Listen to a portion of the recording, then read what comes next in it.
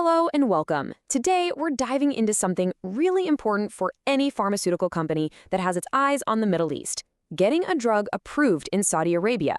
We're going to break down the Saudi Food and Drug Authority's process, turning what seems like a huge challenge into a clear, manageable mission. So, how do you actually do it? What's the secret to mastering the drug approval process in such a key market? Well, it really all boils down to one single thing: putting together a perfect, flawless application. And that application is called the Marketing Authorization Dossier. You know, the passport analogy here is spot on. It really is the one document that contains every piece of evidence the SFDA needs to look at your product and give it the green light.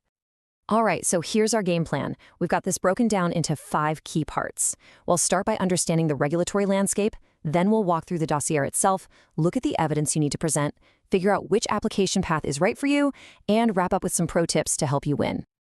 Okay, first things first, the quest for SFDA approval.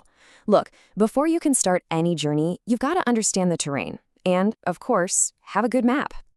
Now, the good news here is that the SFDA is a science-based organization. Its rules are built on standards that are recognized all over the world, from the WHO, the ICH, and the EU. So what that means for you is if you've worked with these frameworks before, you're already starting on familiar territory. And our map for this quest? It's the Electronic Common Technical Document, or the ECTD. This 5-module structure is basically the universal language for drug submissions. Everything from the local admin info in Module 1 all the way to the supercritical clinical study reports in Module 5, this is the exact format you have to follow, no exceptions. So, now that we have our map, let's actually start navigating. In this next section, we're going to take a tour of those foundational first 3 modules of your dossier. Module 1 is all about the specific details for Saudi Arabia. This is where you put everything from your product labeling and patient info to your plans for safety monitoring, that's the pharmacovigilance part, and, of course, all of your necessary certificates. It's really where you take your global product and make it local. And hey, here's a great pro tip for you right away. There was an update back in 2022 that made the Certificate of Pharmaceutical Product, the CPP, optional. Now, this is actually a pretty big deal because it can really help simplify and speed up your initial submission. Just keep in mind, the SFDA can still ask for it later if they feel they need it. Now, this is something you absolutely have to pay attention to. The SFDA guidelines are crystal clear. Your expert reports can't just be a simple summary of the facts. They have to be a critical discussion. This means your experts need to dig in, analyze the data, and build a powerful argument for your product. And that whole idea of critical analysis is even more important when we get to Module 2. This isn't just a summary. Think of it as the reviewer's personal roadmap. Your job here is to guide them through all your data with a sharp, compelling analysis of your entire dossier. This brings us to the scientific heart of your submission. Let's talk about presenting critical evidence. This is where you make your case with the hard data you've gathered in Modules 3, 4, and 5. Module 3 is all about quality. When you're talking about the drug substance itself, you basically have 3 ways to go. You can use an existing certificate, called a CEP, you could reference a file from the manufacturer, a DMF, or you can just submit all the data yourself. Picking the right strategy here can save you a ton of time and headache. So to give you a feel for just how detailed Module 3 can get, let's walk through a quick little case study. Imagine you've developed a scored tablet, one you can break in half. How do you actually prove to the SFDA that it breaks evenly and gives the right half dose every single time? Well, you can't just say, "Trust us, it works." Oh no, the SFDA demands proof. You have to provide the complete data from a breakmark test. That includes why the tablet is scored in the first place, the exact testing method you used, and all the individual raw data points. This just goes to show you the level of detail they're looking for. You can see how the scientific evidence builds in a really logical way, from the lab bench to the patient's bedside.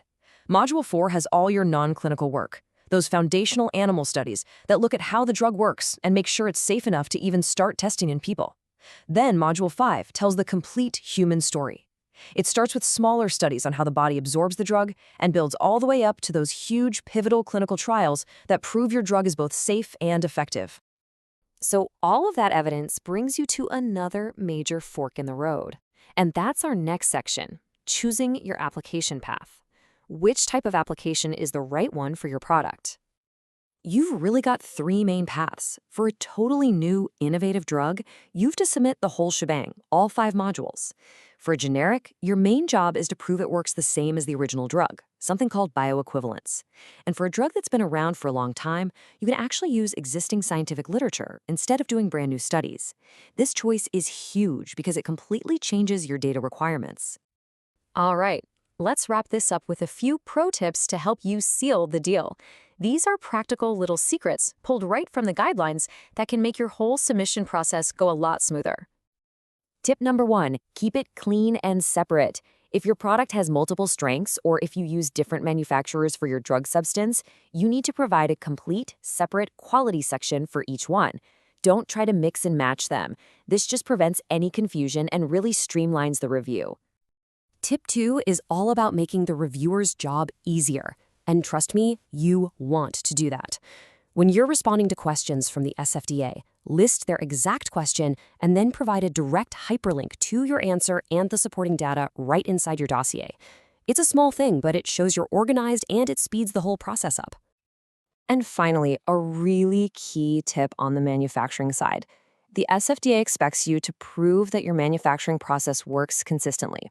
You do this by validating it on your first 3 full-scale production batches. You have to show with data that your process reliably makes a quality product every time, whether it's sterile or not.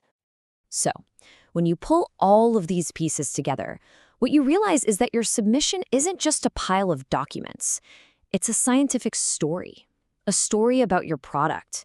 And the most important question you need to ask yourself is this: is my story a compelling one? Because a clear, compelling story is what will ultimately lead to success on this quest.